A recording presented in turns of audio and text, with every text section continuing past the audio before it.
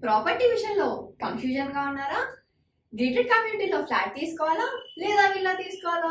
మన పిల్లల భవిష్యత్ కోసం ఓపెన్ ఫ్లాట్ తీసుకోవాలా? మన హైదరాబాద్లో ఏ లొకేషన్లో కొంటే మంచి అప్రిసియేషన్ వస్తుంది? మరి నమ్మకమైన ప్రాపర్టీ కొనాలంటే నమ్మకమైన గైడ్ కావాలి కదా. ప్రాపర్టీ అడ్వైజర్ కోసం సంప్రదించండి వరాహస్వామి ప్రాపర్టీ గూగులర్. కాంటాక్ట్ 7207218485. నమస్తే. శ్రీ గురుభ్యో నమః. శ్రీమాత్రే నమః. ఆదిత్యాయ చ సోమాయ మంగళాయ బుధాయ గురు శుక్ర శనిభ్యే రాహవే కేతవే నమః.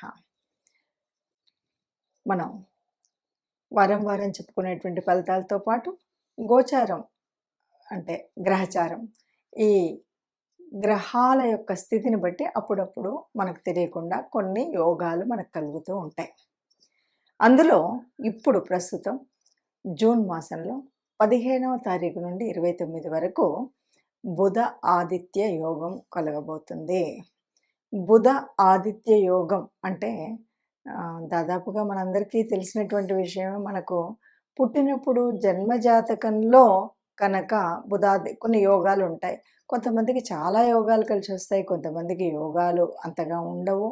ఇలా మనకి బుధాదిత్య యోగం అనేటువంటిది జన్మ కుండలిలో ఎవరికైనా ఉన్నట్టయితే ఈ సమయంలో వారికి ఇక పట్టిందల్లా బంగారంలాగా చాలా బాగా ప్లస్ అవుతుంది. అయితే బుధాదిత్య యోగం అంటే ఏంటి, ఎప్పుడు కలుగుతుంది, అందరికీ ఉంటుందా, అసలు ఏంటి అంటే, బుధాదిత్య యోగం అంటే జన్మకుండల్లో అయినా సరే, లేదు గోచార రీత్యా అయినా సరే ఎప్పుడు ఉంటుంది అంటే, ఎప్పుడైనా సరే బుధుడి రాసులైనటువంటి మిథున మరియు కన్యా రాసుల్లో బుధుడు ఆదిత్యుడు అంటే రవి బుధులిద్దరూ కలిసి ఉంటే అప్పుడు బుధాదిత్య యోగం. అలాగే రవి రాసులైనటువంటి సింహం, అలాగే రవి ఉచ్చలో ఉన్నటువంటి మేషరాశి, వీటిలలో గనక బుధుడు రవి ఇద్దరు కలిసి ఉంటే దాన్ని బుధాదిత్య యోగం అంటారు. ఈ బుధాదిత్య యోగం వల్ల ఎలా ఉంటుంది, ఏమవుతుంది అంటే, చక్కగా ఫైనాన్షియల్ ట్రబుల్స్ ఏమీ లేకుండా ఫైనాన్షియల్గా చాలా బాగుంటుంది. వీటితో పాటు మనకు కావాల్సినటువంటి అంటే ఏ క్లియర్ కట్ నిర్ణయాలు తీసుకోవాలన్నా ఒక ఆలోచన విధానం, ఎందుకంటే బుధుడి యొక్క ఆలోచన అంతా కూడా యాక్టివ్గా ఉంటుంది. రవి యొక్క ఆ రాజసం అది ఏదైతే ఉందో దానివల్ల ఉద్యోగాల్లో ఉన్నతం, ఇలాంటివన్నీ కూడా బుధాదిత్య యోగం వల్ల ఇటు ఆర్థికంగా కానీ అటు సమాజంలో కూడా ఒక పేరు ప్రఖ్యాతులతో ఉండే విధంగా కానీ బుధాదిత్య యోగం అన్నటువంటిది కలగచేస్తుంది. మరి ఇలా బుధాదిత్య యోగం జన్మకుండల్లో ఉన్నటువంటి వారందరికీ కూడా ఇప్పుడు కలిసి వచ్చే కాలం అన్నాం.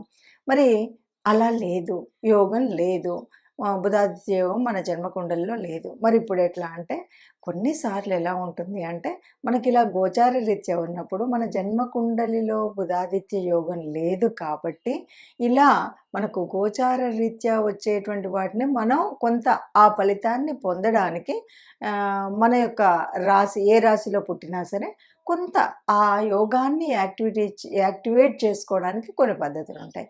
అంటే మనం ఎవరిని ప్రార్థించాలి, ఏ గ్రహాన్ని స్తుతించాలి, ఏం పనులు చేయాలి, దానివల్ల ఎలా యాక్టివేట్ అవుతుందని. ఇది యాక్టివేట్ అవ్వడం వల్ల ఏమవుతుంది అంటే, ఒక్కొక్కసారి మనకు చెడు యోగాలున్నా వాటిని పక్కకు తోయడం, అలాగే ఈ బుధ ఆదిత్య యోగాన్ని మనం కొంత ఒడిసి పట్టుకొని మనం ఆ ఫలితాన్ని కొంత మనం పొందడానికి అవకాశం ఉంటుంది. ఎలాగూ జన్మకుండల్లో లేదు కాబట్టి ఈ ఉన్నటువంటి ఈ అవకాశాన్ని సద్వినియోగం చేసుకోవడం కోసం మనం కొన్ని పనులు చేస్తే కనుక ఈ బుధాదిత్య యోగం అనేటువంటిది మనకు కలుస్తుంది. ఎందుకంటే జనరల్గా మనకి ఎప్పుడు ఎలా ఉంటుందంటే, బుధాదిత్య యోగం లేకపోతే ఈ గురుబలం ఇలాంటివి మనం చెప్తుంటాం. ఇలా ఉన్నటువంటి వాళ్ళకి ఏది పట్టినా మాది బంగారంలా మారుతుందని, ఏ పని చేసినా దాంట్లో విజయం సాధిస్తారు అనేటువంటిది మనకు తెలిసినటువంటి సంగతి. కాబట్టి ఇప్పుడు గోచార రీత్యా జూన్ 15 నుండి 2024 జూన్ 15 నుండి 29 వరకు ఈ బుధాదిత్య యోగం ఉంది. అంటే కేవలం 15 రోజుల్లో వచ్చేదానికోసం ఇంతనా అని అనకండి. దీని ఫలితం అంటే ఇప్పుడు మనం ఇప్పుడు వేసేటువంటి బీజం పెరిగి పెద్దదవ్వడం, ఓ మంచి పని మొదలు పెడుతున్నాం, ఓ మంచి కార్యం మొదలు పెడుతున్నాం, ఓ మంచి వ్యాపారం మొదలు పెడుతున్నాం, మంచి వృత్తిలో మనం సాగబోతున్నాం. ఇదంతా కూడా దీని ఫలితం ముందు ఉంటుంది. అయితే ఇప్పుడు వచ్చేటువంటి కొంత మనం ఏమంటాము తాత్కాలికమైనటువంటి ప్రయోజనాలైనా కనీసం 5 నెలల వరకు సుభిక్షంగా ఉండగలుగుతారనమాట. అందుకోసం మనం ఈ బుధాదిత్య యోగం మనకు లేకపోయినప్పటికీ కూడా గోచార రీత్యా వస్తున్నటువంటి వాటిని మనం ఎలా వడిసిపట్టుకోవాలి అన్నది మనం చివర్లో దాని యొక్క ఏ గ్రహాన్ని పూజించాలి, ఎవరిని పూజించాలి అన్నది తెలుసుకుందాం. అంటే ఒక పరిహారంగా ఆ విషయాన్ని కూడా చేసినట్టయితే బాగుంటుంది. 4 వచ్చింది. నెక్స్ట్ ఎండింగ్ చెప్పుకుందాం. ఎండింగ్లో పరిహారం చెప్పేసుకుందాం. పరిహారం చెప్పేసుకుంటే మధ్యలో ఏ రాశికి ఆ రాశికి 15వ తారీఖు కదా మేడం? 15 మీరు ఆల్మోస్ట్ రేపు ఎల్లుండి వేసేయాలి, అంటే ఇమీడియట్గా వేసేసుకోవాలి. ఇప్పుడు 15 అంటే ఇవాళ 10 కదా నాన్న.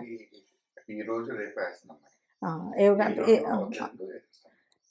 15కు లోపు ముందే వేసేయాలి. వేస్తే మీకు 12 స్పీడ్ ఒకసారి వేసేస్తాం. 12 వేసేసేయండి. అదే అని చెప్పండి. ఇప్పుడు విన్నారు కదా, ఒక్కొక్క ఒక్క నిమిషం. ఇప్పుడు విన్నారు కదా, ఈ రాశికి ఇలా ఉంది. అయినప్పటికీ కూడా మనకి ఎవరైనా సరే మనం పూర్తిగా దీని యొక్క ఫలితాన్ని పొందాలి. ఈ బుధాదిత్య యోగం పొందాలి అంటే ఎవరైనా సరే మనం ఒక విధంగా యాక్టివేట్ చేయొచ్చు.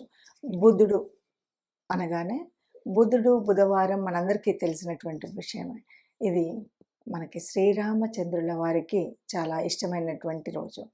ఇప్పుడు మనం ఏం చేయాలి అంటే శ్రీరాముడికి సంబంధించినటువంటి ఏదైనా సరే, ఏదైనా పని ప్రారంభిస్తున్నారు, ఆపదామపహర్తారాం దాతారాం సర్వసంపదాం లోకాభిరామం శ్రీరామం భూయో భూయో నమామ్యహం అంటూ మీరు మొదలుపెట్టే పనిలో తప్పకుండా ముందది చేసుకోండి. అలా నాకు పెద్దగా శ్లోకం రాదు అంటే జస్ట్ ప్రతిసారి కూడా మనం ఒకరికి నమస్కరించిన, ఒకరితో మాట్లాడినా అంతెందుకు ఇవాళ రేపు ఫోన్ ఉంది, హలో అనే బదులు జై శ్రీరామ్ అనండి. ఎవరినో పలకరించినప్పుడు, ఎవరినో కలిసినప్పుడు, ఎవరితో మాట్లాడినప్పుడు అలా రామనామము ప్రతినిత్యం కనుక ఉన్నట్టయితే ఏ రాశి, ఈ రాశి అని కాకుండా ఏ రాశి అయినా కూడా ఇప్పుడున్నటువంటి అంటే గోచార రీత్యా ప్రకృతిలో కదులుతున్నటువంటి ఈ నవగ్రహాల యొక్క శక్తి ఏదైతే బుధుడు ఆదిత్యుడు కలిసి ఉన్నటువంటి ఈ శక్తిలో మనకి కొంత ఫలితం పొందేటువంటి అవకాశం ఉంటుంది.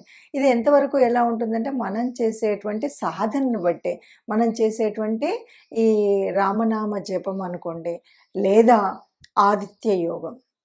మనం బుధ ఆదిత్య యోగం అన్నాం కదా, ఆదిత్యుడికి సంబంధించినటువంటిది. ఆదిత్యుడు అంటే సూర్యుడు, సూర్యుడికి సంబంధించినటువంటి సూర్య నమస్కారాలు చేయడం, ఆదిత్య హృదయం వినడం, లేకపోతే రవి యొక్క నామాల్ని నిత్యం పొద్దున్న లేవగానే సూర్య నమస్కారం చేసినప్పుడు రవి నామాల యొక్క స్తుతి చదవడం, ఇలా రవికి సంబంధించినటువంటిది, బుధుడికి సంబంధించినటువంటివి మనం శ్లోకాలు చదువుకోవడం. బుధుడు రవి 2 గ్రహాలుగా చెప్పిన ఇద్దరికి సంబంధించినంత వరకు శ్రీరామచంద్రుడిని ఆరాధ్య దైవంగా లేదా మనం ఇష్టదైవంగా పూజించడం అనేటువంటిది మనం చేయవలసినటువంటి పని. ఇలా చేసినప్పుడు ఏమవుతుంది అంటే మనకు ఏదో నిద్రాణంలో ఉన్నటువంటి ఆ శక్తి ఏదైతే ప్రకృతిలో ఉందో అది మనకు కొంత లభించేటువంటి స్థితి వస్తుంది, అది మనం పొందే స్థితి వస్తుంది. కాబట్టి ఎవరికైతే జన్మకుండల్లో బుధాదిత్య యోగం ఉందో వారికి చాలా ఎక్కువ పర్సెంట్ 100% రిజల్ట్ రావచ్చు. కానీ అసలు యోగాలే లేనటువంటి వారికి ఇలా గనక మనం దేవతాస్తుతి చేయడం, గ్రహాలని ఆరాధించడం అని కనుక చేసినట్టయితే తప్పకుండా వారికి ఈ యోగాన్ని కొంత మనం చేసే శక్తిని బట్టి, మనం జపించే నామాన్ని బట్టి మనకు ఒక 50, 60, 70 మన యొక్క దాన్ని బట్టి ఆ ఫలితాన్ని మనం పొందేటువంటి అవకాశం ఉంటుంది. కాబట్టి అందరూ కూడా ఈ అవకాశాన్ని సద్వినియోగం చేసుకుని ఉన్న దాంట్లో అంటే మనం ఇప్పుడు ఒక ప్రకృతి మనకి తిరుగుతున్నటువంటి గ్రహాల మూలంగా మనకు ఒక అవకాశం వచ్చింది. ఈ అవకాశాన్ని ఒడిసిపట్టి అందరం సుఖంగా ఉండాలి అన్నదే ఆలోచన. కాబట్టి అందరూ సుఖంగా ఉండాలి, అందులో మనం ఉండాలి. సర్వే జనా సుఖినో భవంతు. Hi, my name is Gautam and I actually stay in Malkajgiri itself. Like, I had this back pain. It's been 1.5 years. I have tried many treatments like chiropathy, oil massage, physiotherapy especially, but it didn't work out as much like what I expected. I strongly suggest homeopathy because నేను personally allopathy చాలా suffer అయినా, and I definitely do not recommend allopathy. You people can carry on with the homeopathy. Area Malkajgiri and doctor name is like Nageshwar Rao and the clinic name is Neocare Homeopathy. మీనరాశి వారికి బుధాదిత్య యోగం ఇప్పుడు జరగబోతున్నటువంటి బుధాదిత్య యోగం ఏదైనా యోగిస్తుందా అంటే దాదాపుగా ఉన్నటువంటి భజక్రంలోని 12 రాశులకి ఇప్పుడు వస్తున్నటువంటిది మనకు ప్రకృతి ఇచ్చేటువంటి ఒక వరం. దాన్ని మనం ఎంతవరకు వడిసిపెడతాము, ఎంతవరకు వదిలేస్తాము అన్నది మన యొక్క శక్తిని బట్టి ఉంటుంది. కాబట్టి ఈ మనకు ఇప్పుడున్నటువంటి ఈ రాశి వారికి, మీనరాశి వారికి ఎలా ఉంటుంది అంటే, మీకు ముందుగా మంచి గృహయోగం అయితే ఉంటుంది, వివాహ ప్రయత్నాలు ఫలిస్తాయి, ఫైనాన్షియల్గా బాగుంటుంది. ఫైనాన్షియల్ అంటే ఇంకేముంది, వివాహ ప్రయత్నాలు ఫలించి మంచి గృహయోగం ఉండి ఫైనాన్షియల్గా ఫలిస్తుందంటే బాగున్నట్టే కదా, అన్ని రకాలుగా బాగుంటుందని చెప్పొచ్చు. అలా కాకుండా ఇంకేదైనా మీరు వృత్తి చేస్తున్నారు, ఏదో టెక్నికల్గా ఉన్నారు, ఏదో ఉన్నారంటే కూడా మంచి డెవలప్మెంట్, మీరు ఏ ఫీల్డ్లో ఉన్నా ఆ ఫీల్డ్లో మంచి డెవలప్మెంట్ పొందేటువంటి అవకాశం అయితే వస్తుంది. తల్లిగారు అంటే మీ యొక్క తల్లిగారు చాలా ఉన్నతంగా ఉండేలాగా, వారి ఆరోగ్యం బాగుండేలాగా, వారి యొక్క ప్రొఫెషన్లో వారు డెవలప్ అయ్యేలాగా తల్లిగారికి కూడా చాలా బాగుంటుంది. అలాగే కుటుంబంలో ప్రతికూల పరిస్థితులు ఏవైనా ఉంటే, అంటే 4వ స్థానంలో కదా జరుగుతుంది, ఏదైనా ఉంటే కనుక అవన్నీ కూడా తొలగిపోతాయి. ప్రతికూల పరిస్థితులన్నీ అనుకూల పరిస్థితులుగా అవుతాయి కుటుంబంలో జరిగేటువంటి ఏవైనా సరే.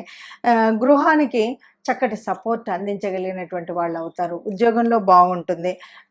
ప్రతి దాంట్లో కూడా గెలుపు అనేటువంటిది చవి చూడగలుగుతారు.